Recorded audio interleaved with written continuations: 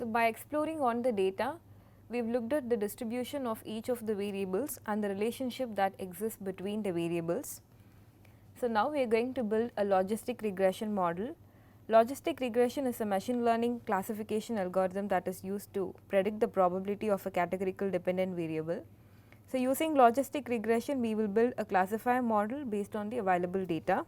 The first step that we are doing here is re-indexing the salary status names to 0 and 1. Because the machine learning algorithms cannot work with categorical data directly, so categorical data must be converted to numbers. So, we can assign 0 to less than or equal to 50,000 and 1 to greater than 50,000 using the map function, and we are giving the values using the dictionary, where we have mapped all the less than or equal to 50,000 string values to 0 and greater than 50,000 to an integer called 1. So, let us run that. So, when you open the data to data frame, you will be able to see the salary status values as zeros and ones. So, the method that we used here is integer encoding, so that we can invert the encoding later and get labels back from integer values, such as in the case of making a prediction. And using the pandas function get dummies, we can convert the categorical variables into dummy variables, which is called as one hot encoding. It refers to splitting the column which has the categorical data to many columns depending on the number of categories present in the column. So, let us see how to do that. So, we are using the get dummies function, and inside the function we have specified the data frame name, and I have stored the output to a new data frame called new data. So, when we open the new data, if you see here, if you check the data frame, each column contains zeros or 1. So, let us take the example of the job type variable. Job type earlier had 7 categories to it. So, each of the categories have been splitted into columns, so that the column has only the value 0 and 1. For example, the first row says it has 1 under the column called job type underscore private, then it means that the first row corresponds to the private job type. So, similarly, you can interpret for the other values. So, now we have mapped all the string values to integer values, so that we can work with any machine learning algorithms. Next, we are going to select the features, where we need to divide the given columns into 2 types, that is, one having independent variables and one having the dependent variables. The dependent variable we are going to represent using a letter called y, and the independent variables being represented as x. For that, we are going to store the column names as a list by accessing the column names from the new data frame, and we are storing it under a list called columns underscore list. So, it will have only the column names from the new data frame. So, now we need to separate the input variables from the data. So, let us exclude the salary status variable from the columns list and store it as features. So, from the list columns list, we are going to exclude only the variable salary status, so that we will have only the independent variables, and I am storing that output to a variable called features. So, let us print features and see what it has. So, it basically has all the column names from the columns list, where we do not have only the salary status value.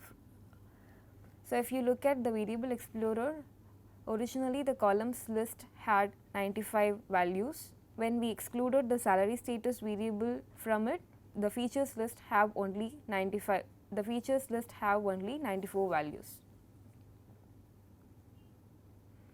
But here we just have the column names now. So, let us store the output values in y using the dot values.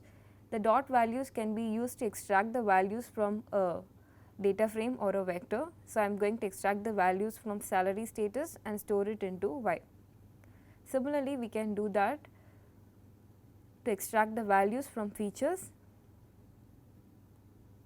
so that you will have all the corresponding values from the independent variables, and then we can store it under the variable called x.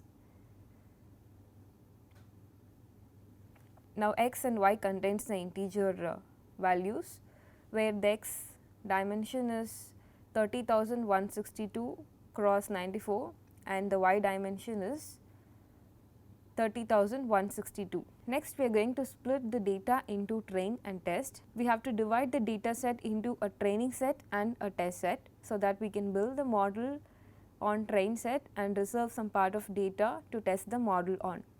This can be done by using the train test split command.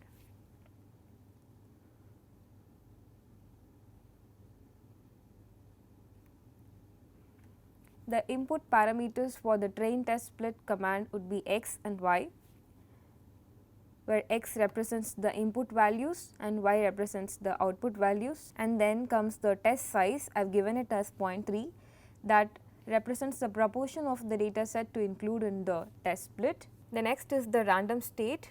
I have given a value, I have given an integer value as 0. So, here random state is the seed used by the random number generators, so that each and every time you run this line while sampling, same set of samples will be chosen.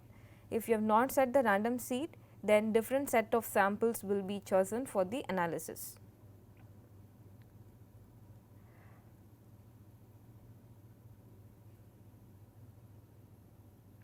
And I have saved the output into 4 different variables: train x, test x, train y and test y.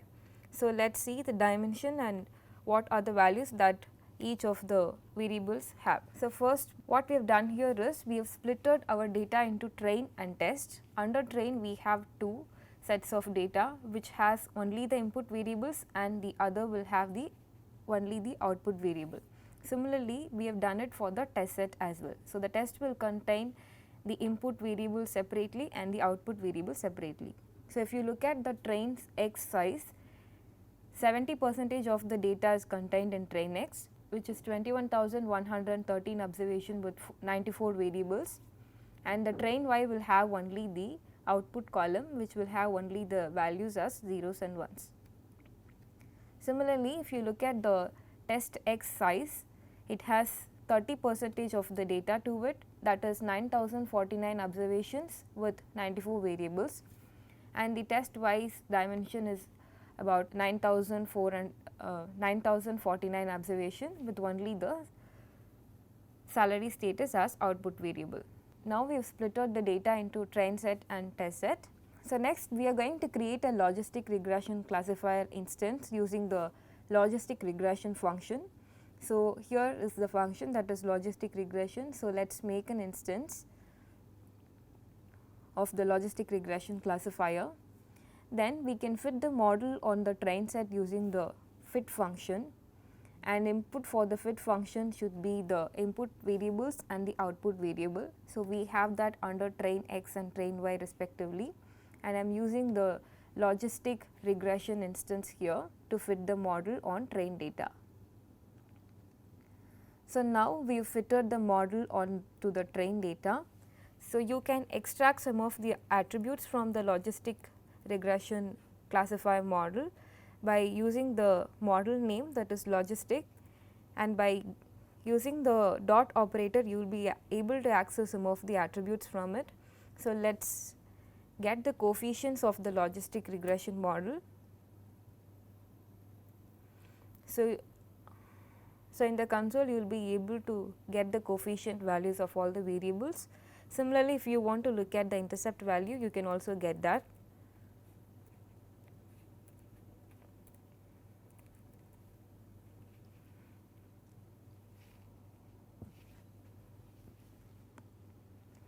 So, you can get that by accessing the intercept from the logistic regression model. So, the intercept is minus 3.8456. So, now we have built the model which will be used to classify the individual salary status as less than or equal to 50,000 or greater than 50,000. So, now we need to predict it onto a new data set, so that we can see how the model is performing.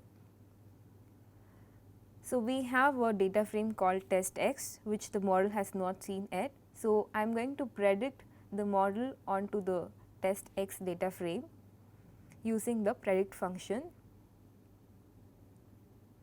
and I am saving my output to a variable called prediction, so that the predictions will be stored into the variable called prediction.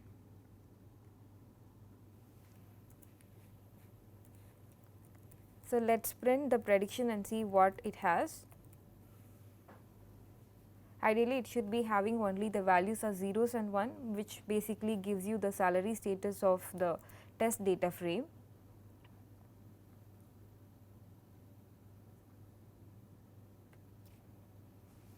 So, now we have built a logistic regression model, and we have also tested it onto a new data frame called test x, and we also got the predictions. So, now we have to evaluate the model using the confusion matrix.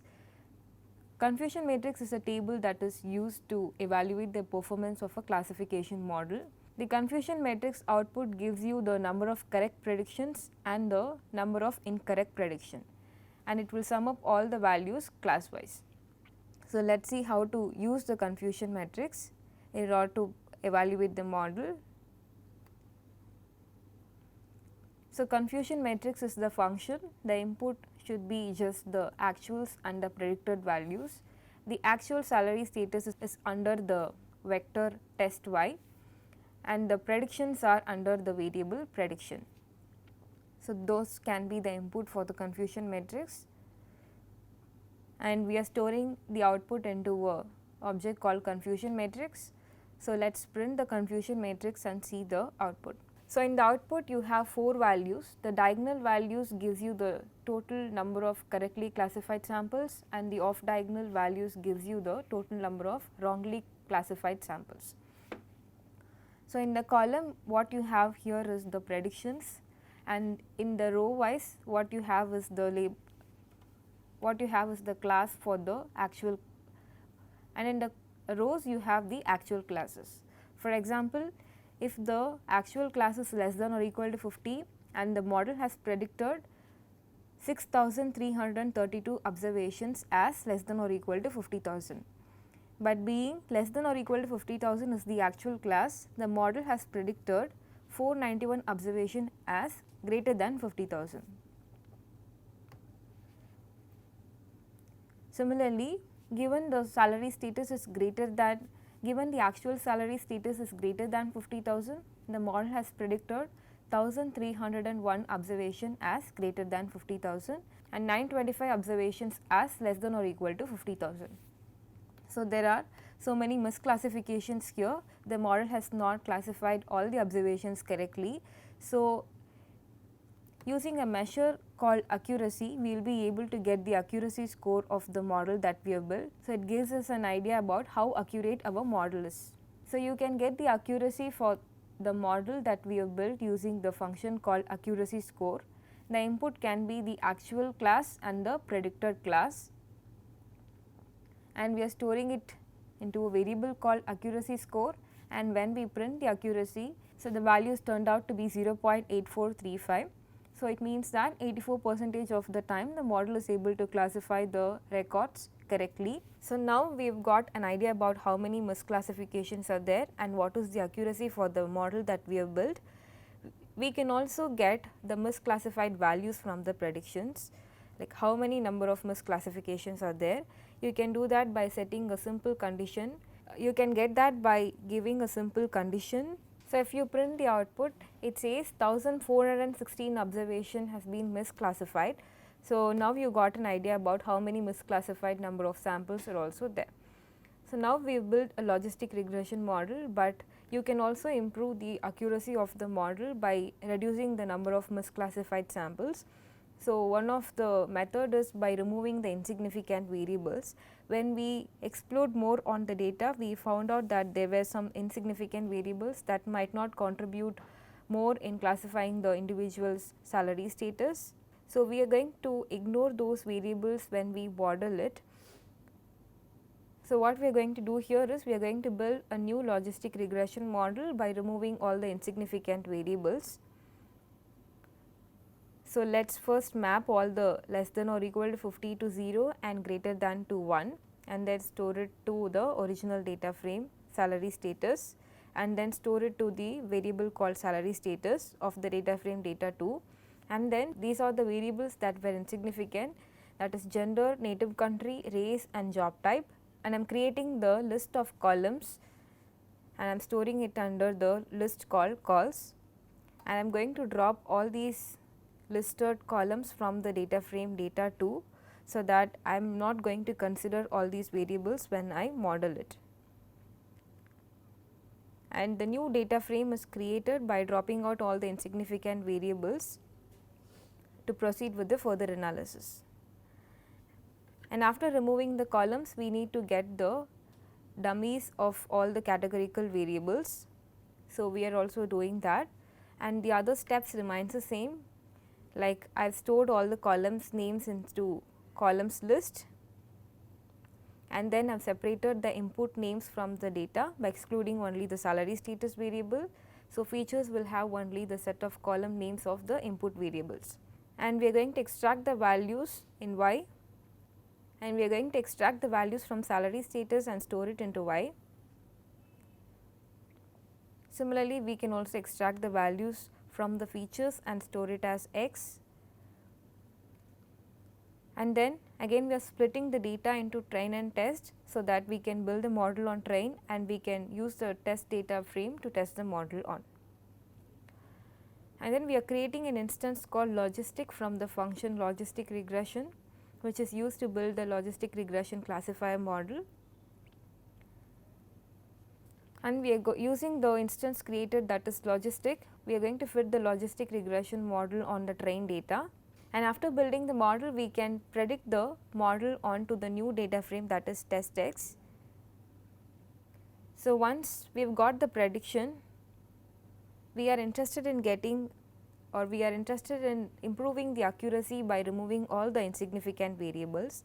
So, let us check whether the accuracy has improved. By removing all the insignificant variables, we are going to get the accuracy using the accuracy score function. So, when we print the accuracy score, the accuracy is turned out to be 8.8388, which is higher than the accuracy score that we have got from the model where we have used all the variables. So, the accuracy has dropped down from 85% to 83%, because we have removed all the insignificant variables. So, by removing the insignificant variables, we are not getting a better model which gives us the better accuracy. When we remove any variables, of course, we are losing some information from the data. So, that could be the reason, that is why we are getting a decrease in accuracy, but as compared to the model with all the variables, it is not very low, it is just a slight decrease in the accuracy. So, if you want to reduce the data collection part, if you want to retain only the significant variables which is used to classify the data, then we can remove all these insignificant variables and keep this model as the final model. Now, we have looked at the performance of the logistic regression model. So, similarly, we are going to build a KNN model, KNN classifier model, to classify the records into any one of the categories of the salary status. So, to build a KNN model, we are going to import k nearest neighbor classifier package from the sklearn neighbors. So, we have to import that. So, after importing k neighbors classifier, we are importing the matplot library. We are importing pyplot from matplot library as PLT. We will be using the matplot library to visualize some of the outputs of the k nearest neighbor classifier model. So, let us import that. So, after importing the necessary libraries, we are creating an instance for k nearest neighbors. We are creating an instance for k nearest neighbor classifier using the function k neighbors classifier, and inside the function I have specified n neighbors as 5, that is the k value, so that it consider 5 neighbors when classifying the data into less than or equal to 50,000 or greater than 50,000. So, if it considers 5 neighbors, then it will take the majority classes from the 5 neighbors, and then it will classify the new data based on the majority voting method. And we are also saving the output to an object called KNN classifier. So, KNN classifier is the model So, using the instance that we have created using the k neighbors classifier, that is KNN classifier, we are going to fit the model onto a data frame called onto the train data frame using the fit function, and input to the fit function should be the input values and the output values of from the train data frame. So, now we have built the classifier model using the KNN algorithm. Now, let us see how the model is performing in a new data frame. So, we have a test data frame so that we can test a model on. So, I am going to predict the model onto a new data frame called text using the predict function. So, the input should be the input values of the test data frame, and I am saving the output into a variable called prediction. So, the prediction will have the values of the salary status as zeros and 1, where 0 represents less than or equal to 50 and 1 represent greater than or equal to 50,000. So, now we have predicted the values and we have also seen the values from the prediction output. Now, it is time to check how good our model is performing using the confusion matrix. So, the input can be the actual values and the predicted values of the salary status, which is there under test y and prediction respectively, and we have also saved that to a variable called confusion matrix. So, now let us look at the output of the confusion matrix. So, 6,338 observations have been classified properly as less than or equal to 50,000, and 1,285 observations are correctly classified as greater than or equal to 50,000 with the actual class, when the actual salary status is greater than 50, but the model has classified it as less than or equal to 50.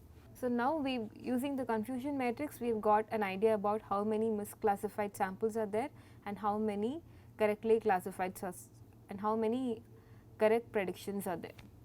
We can also look at the accuracy score using the accuracy score function. We can also look at the accuracy of the model that we have built using the accuracy score function, and the input to the accuracy score function should be the actual and the predicted classes of the salary status. So, let us print the accuracy score. So, the accuracy of the KNN model is 0.8424, 84% of the time the KNN model is able to classify the records correctly. If you want to check how many number of misclassified samples are there, you can also check that using the same condition that we have already used for the logistic regression. When we check the output, the misclassified samples are 1456 for the KNN model that we have built. So, now under the neighbors argument, while we are building the KNN model, we have just randomly fixed a k value as 5. So, here we are trying to calculate the error for k values between 1 and 20 by iterating through for loop. So, I have given the range as 1 to 20, so that the k neighbors classifier will takes the k value from 1 to 20 and builds the model based on the k value, since I have given I under the neighbors. So, once we have created an instance called KNN, we are going to fit the model on the train data frame using the fit function, and the train x becomes the input values and the train y is the output value. So, once we build the model, we are going to predict it onto a new data frame called test x using the predict function. So, all the creation of instance, building the model and predicting it on test are happening inside the for loop, so that for each and every value of k you will get a different models. And once we have predicted, and the predictions are stored into a variable called pred underscore I, so that you will have the predictions under pred I. And in the next step, we are going to look at the number of misclassified samples when we fix the k values from 1 to 20. So, you will have the misclassified samples for each and every value of k that we have fixed here. So, let us run the whole for loop and see what is the output. So, the misclassified samples will give you the number of misclassified sample with respect to each values of k. So, based on the output, you will be able to arrive at a k value for your k nearest neighbor model. Wherever you have the less number of misclassified samples, you can fix that as the k value to build the KNN model. So, from the output it is clear that for the k value 16, we are getting the number of misclassified samples as 1401. So, if we fix the k value as 16, then the model is performing good because we are getting a less number of misclassification. Then we can fix this as a k value when we build the, when we want to improve the model further, so that we won't end up in misclassifying the salary status. So, in this case study, we have looked at two algorithms, one is logistic regression and the other one is KNN. Both of the algorithms gives you the same performance when we looked at the accuracy and in terms of number of misclassification. But on the whole, the logistic regression is performing better with the accuracy of 85% when the KNN model gives you the accuracy of 84%. But we can also improve the model further by dropping few more insignificant variables in the logistic regression as well as in the KNN classifier model, because in the KNN classifier model that we have built here is only including all the variables. We have not excluded the insignificant variables and checked the accuracy. So, we can also do that to improve the performance of the classifier model that we have built.